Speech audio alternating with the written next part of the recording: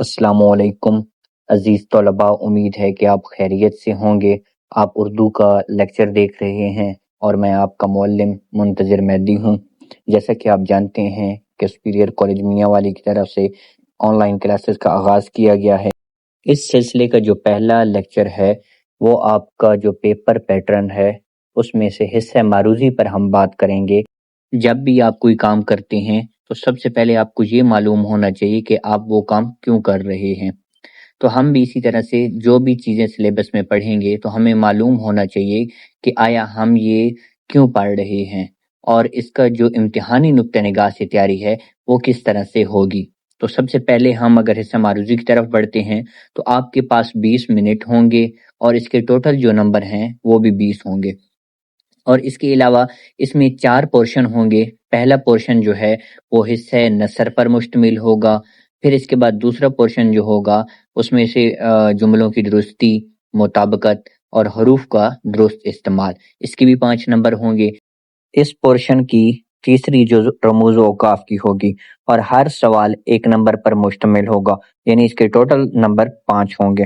پھر اس کے بعد آخری جزء جو ہے اس کی وہ امدادی افعال کی ہوگی، اور اس میں سے امدادی افعال کی جو نمبر ہوں گے وہ بھی ہر ایک کے 5 نمبر ہی ہوں گے۔ اب ہم ان چاروں جزء کا مختصراً جائزہ لیتے ہیں۔ حصہ معروضی کا جو پہلا پورشن ہے یعنی پہلی جو جزء ہے وہ حصہ نثر پر مشتمل ہوتی ہے۔ حصہ نثر سے مراد یعنی آپ کی جو کتاب میں شامل اسباق ہوتے ہیں۔ Punjab text book board Lahore کی طرف سے جو سرمایہ اردو کی کتاب آپ کے نصاب میں شامل ہے وہ کل 14 اسباق پر مشتمل ہے، اور یعنی آپ کے لیے ضروری ہے کہ آپ ہر سبق کو بغور 2 سے 3 مرتبہ پڑھیں تاکہ آپ کو معلوم ہو کہ آپ کا جو سوال آیا ہے وہ کون سے سبق سے لیا گیا ہے اور اس سبق میں کون سی اہم باتیں ہیں جو آپ کو ازبر ہونی چاہیے۔ عزیز طلباء، اس کے بعد ہم جزء بے کی طرف بڑھتے ہیں، تو اس میں پہلی چیز جو ہمارے سامنے ہے وہ جملوں کی درستی۔ جملوں کی درستی سے کیا مراد ہے اور یہ کیوں ضروری ہے؟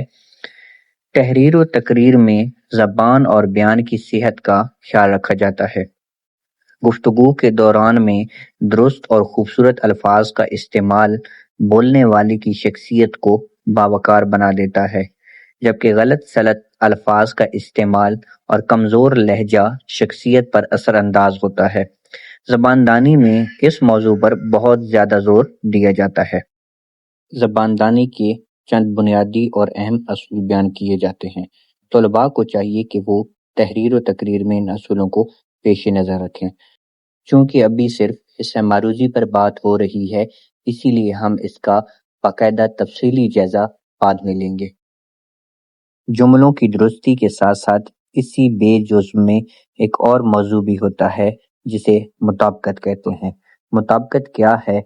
مطابقت کے لغوی معنی ہے مطابق ہونا، موافق ہونا، برابر ہونا، لیکن قواعد کی روح سے فعل کی اپنے فاعل اور مفعول کے ساتھ، صفت کی اپنے موصوف کے ساتھ اور علامت اضافت کا، کی، کے وغیرہ کی اپنی مضاف کے ساتھ نسبت بدلنے کو مطابقت کہتے ہیں۔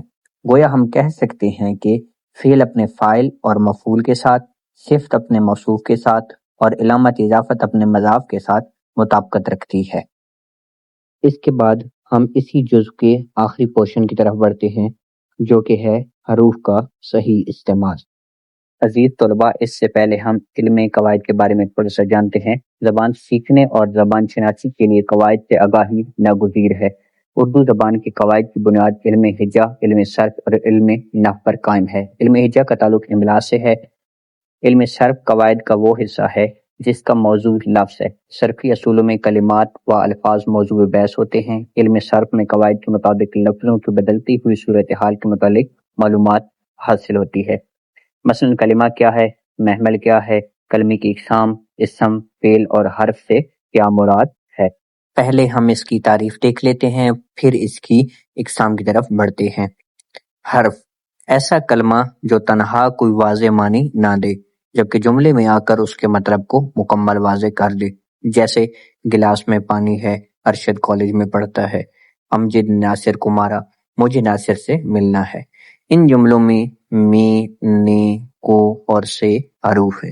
اگر ان حروف کو جملوں میں سے نکال دیا جائے تو یہ جملے نہیں بلکہ حروف کا مجموعہ قرار پائیں گے۔ اب ہم اس کی اقسام کی طرف بڑھتے ہیں۔ حروف جار، حروف اضافت، حروف عطف، حروف استفہام، حروف ندا، حروف تشبیہ، حروف تحسین، حروف نفرین، حروف استدراک، حروف تاکید، حروف علت، حروف مفاجات اور حروف بیان۔ عزیز طلباء، اب ہم اگلی جزو کی طرف چلتے ہیں جو کہ ہے رموز و اوقاف۔ رموز و اوقاف کیا ہے اس کے بارے میں ہم مختصراً جانتے ہیں۔ رموز اوقاف، جسے آپ پنکچویشن کے نام سے بھی جانتے ہیں۔ رموز رمز کی جمع ہے جس کے معنی ہیں علامت، نشانی، اشارہ یا کنایہ وغیرہ، جبکہ اوقاف وقف کی جمع ہے جس کے معنی ہیں وقفہ کرنا، رکنا یا ٹھہرنا وغیرہ۔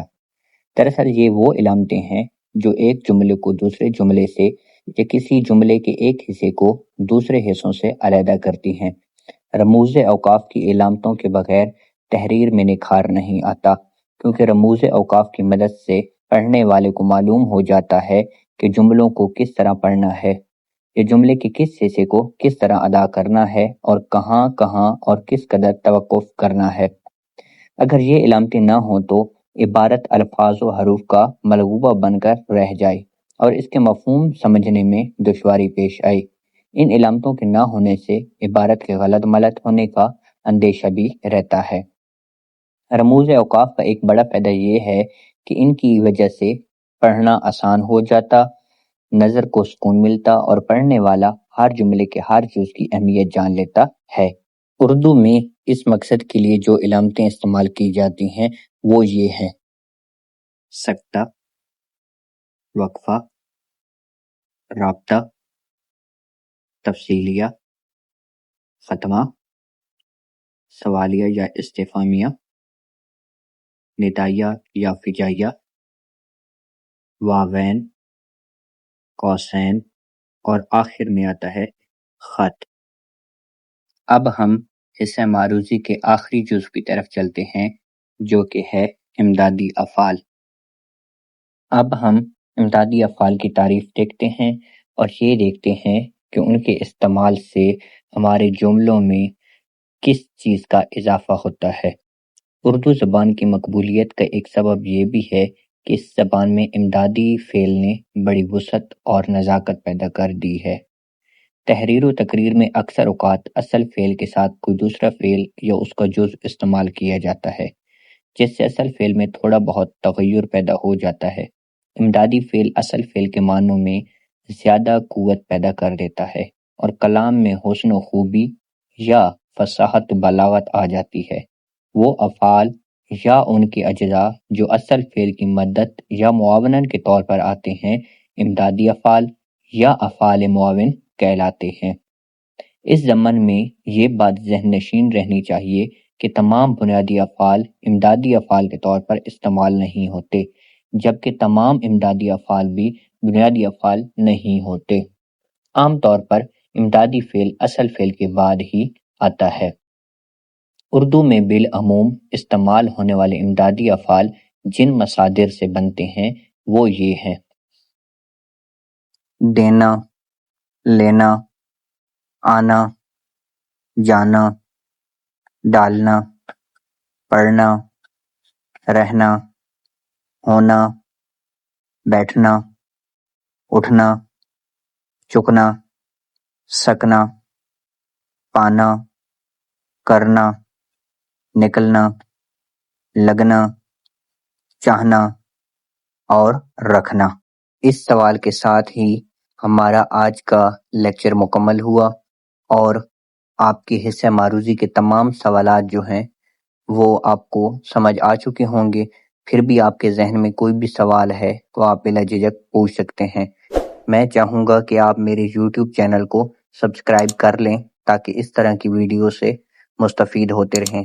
اپنا ڈھیر سارا خیال رکھیے گا۔ اللہ حافظ۔